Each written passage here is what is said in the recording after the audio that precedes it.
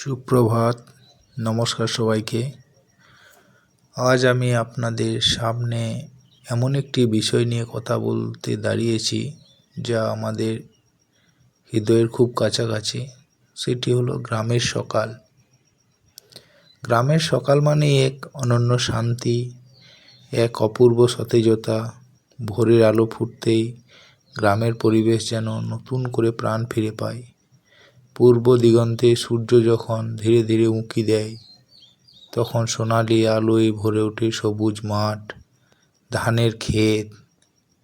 শিশির ভেজা ঘাসের ওপর সূর্যের আলো পড়ে ঝলমল করে, যেন প্রকৃতি নিজেই হীরের চাদর বিছিয়ে দিয়েছে। শহরের সকাল শুরু হয় গাড়ির হর্ন আর কোলাহলে, কিন্তু গ্রামের সকাল শুরু হয় পাখির কুজন আর মোরগের ডাকে। কোকিল, দোয়েল, শালিক, নানা পাখির মিষ্টি ডাক আমাদের মনকে আনন্দে ভরিয়ে তোলে।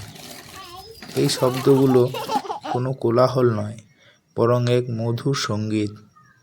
ভোরবেলা গ্রামের মানুষ খুব তাড়াতাড়ি ঘুম থেকে ওঠেন। কেউ গরু নিয়ে মাঠে যান, কেউ জমিতে লাঙল চালান, কেউ পুকুরে স্নান করতে যান। গ্রামের মহিলারা উঠোনে ঝাঁট দেন, রান্নার প্রস্তুতি নেন। চুলোর ধোঁয়া আর সকালের ঠান্ডা বাতাস মিলে এক আলাদা পরিবেশ তৈরি করে। গ্রামের সকালের আরেকটি বৈশিষ্ট্য হলো নির্মল বাতাস। এখানে নেই ধোঁয়া, নেই শব্দ দূষণ। বিশুদ্ধ অক্সিজেন আমাদের শরীর ও মনকে সতেজ রাখে। তাই গ্রামের মানুষ সাধারণত সুস্থ ও শক্তিশালী হন। গ্রামের সকাল শুধু সুন্দরই নয়, শিক্ষামূলকও। এটি আমাদের শেখায় সরল জীবনযাপন, পারস্পরিক সহযোগিতা, প্রকৃতির প্রতি শ্রদ্ধা।